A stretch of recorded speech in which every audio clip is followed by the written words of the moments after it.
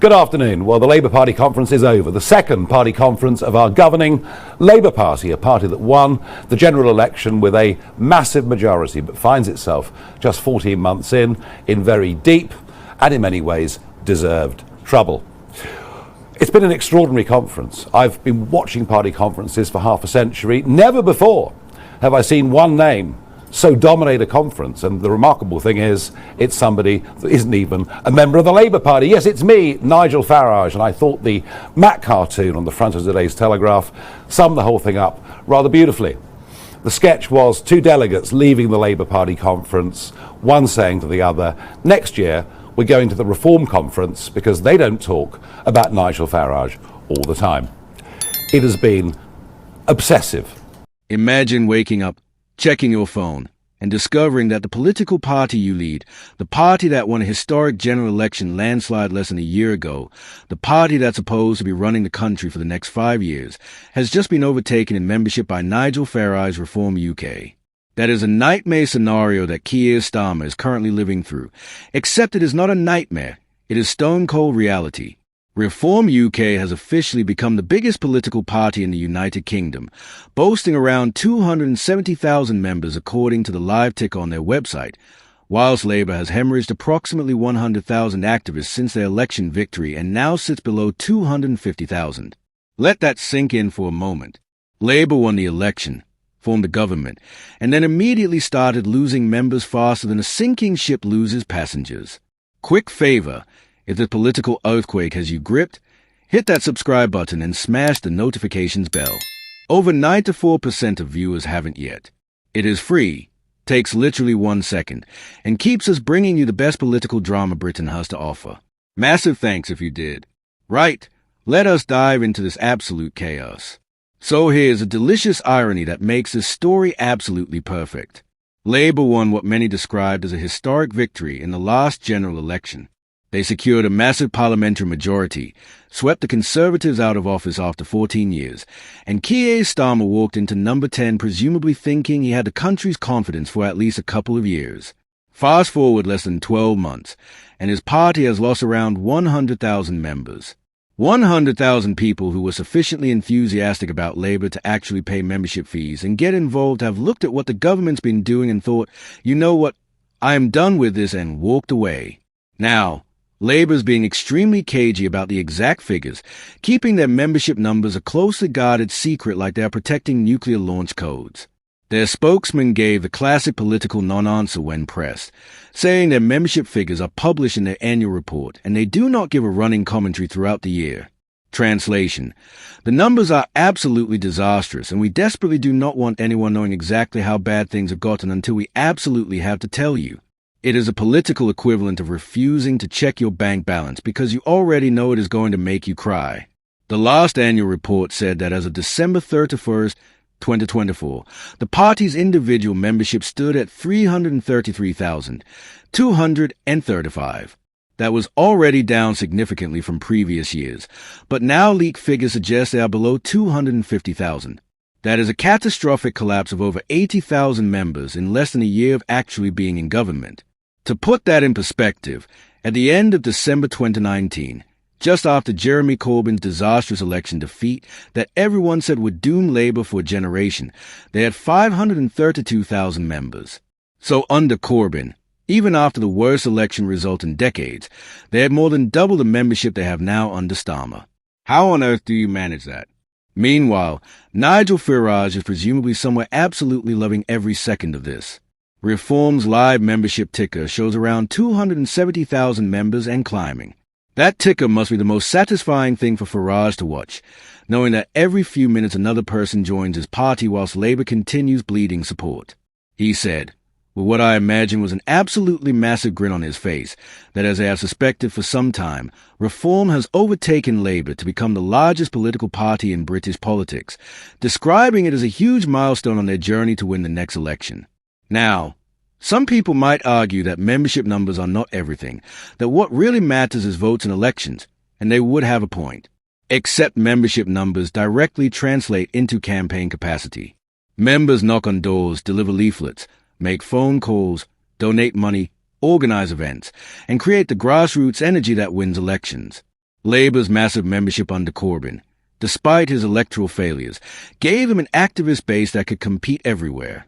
Now that base is crumbling, and Reform is building the infrastructure to genuinely challenge him in constituencies across the country. This membership collapse is just another blow for poor old Keir Starmer, who must be wondering what on earth he has to do to catch a break.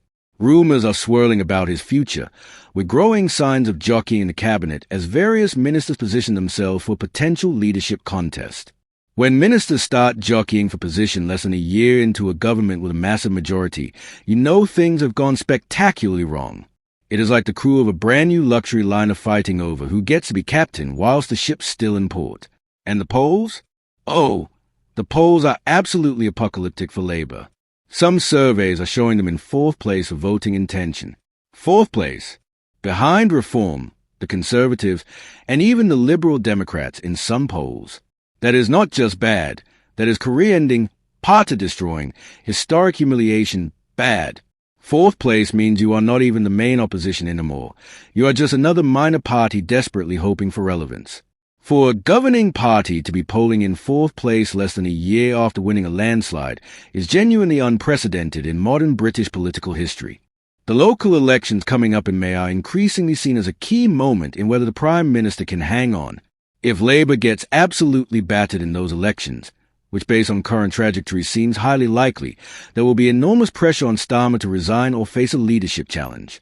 Cabinet ministers who have been quietly positioning themselves will suddenly become much more vocal about the need for new direction and fresh leadership. It is going to be an absolute bloodbath, and I genuinely cannot wait to watch it unfold. But let us take a step back and think about why this is happening. Why has Labour lost 100,000 members in less than a year of being in government? Well, for starters, they have broken basically every promise they made during the election campaign. They said they would not raise taxes on working people, then immediately raised national insurance contributions that hit workers and businesses hard. They promised economic growth and prosperity, and instead the economy has contracted and consumer confidence has tanked. They said they would be different from the Conservatives, and instead they have continued many of the same policies whilst adding their own special blend of incompetence on top. People who joined Labour because they believed in transformative change have watched the party govern like slightly more incompetent Tories and thought, what is even the point? People who joined because they wanted to get the Conservatives out have achieved that goal and no longer feel the urgent need to remain members. People who joined hoping for competent, sensible governance have watched the chaos and dysfunction and decided that membership fees could be better spent literally anywhere else. Meanwhile, Reform UK is offering something that clearly resonates with a significant chunk of the British public. They have clear positions on immigration, the economy, energy policy, and Brexit that might be controversial but are at least coherent. They have a leader in Nigel Farage who loves him or hates him, knows how to communicate effectively and build a movement. They have momentum, which in politics is absolutely everything. When a party is on the up, people want to join because they sense they are backing a winner. When a party is in decline, people flee because nobody wants to be associated with failure. The comparison between Reform's trajectory and Labour's is genuinely staggering. Reform has gone from being a relatively minor player to the biggest political party in the country in less than a year. Labour has gone from historic election victory to membership collapse and polling in fourth place in the same time frame. Those are two curves heading in completely opposite directions, and if they continue on their current paths, we are looking at a fundamental realignment of British politics that will make the last few years look stable by comparison. What makes this particularly devastating for Labour is that membership matters more now than ever before. Political parties in Britain are largely funded by membership subscriptions and small donations, especially after reforms limited to big money donations from unions and wealthy individuals. Losing 100,000 members means losing millions of pounds in annual revenue, which means less money for campaigns, fewer staff, reduced media presence, and an overall diminished capacity to compete electorally. It is a vicious cycle. Falling membership leads to less money, which leads to worse campaigns, which leads to worse results, which leads to more members leaving. The irony is that Labour has many union affiliations, giving millions of trade union members a theoretical link to the party. But affiliate members are not the same as actual paying individual members who actively participate in party activities. Having 5 million people who are vaguely connected to Labour through their union membership means very little if you only have 250,000 people who actually care enough to directly join and get involved. It is the difference between having 5 million people on your email list and having 250,000 people who will actually show up when you need them.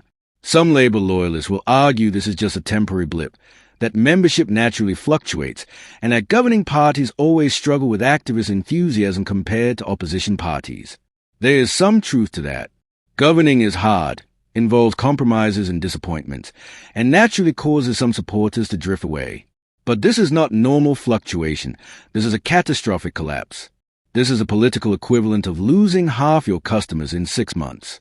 No amount of spin can make that look acceptable. The psychological impact of being overtaken by reform cannot be overstated either. For decades, Labour and Conservatives were the big two parties in British politics. Everyone else was fighting for scraps. Now Reform UK is bigger than Labour in terms of membership, consistently outpolling them and positioning themselves as a real alternative to the establishment. That fundamentally changes how voters perceive the political landscape. If Reform is the biggest party, maybe they are the ones who could actually win the next election. Maybe a vote for Reform is not wasted. Maybe they are the future and Labour is the past. This perception shift is incredibly dangerous for Labour because once voters start viewing you as irrelevant or declining, it becomes a self-fulfilling prophecy.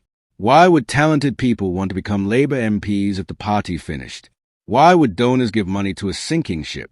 Why would activists spend their evening campaigning for a party that seems doomed? The momentum shifts, the energy dissipates, and suddenly you are trapped in a death spiral that is almost impossible to escape.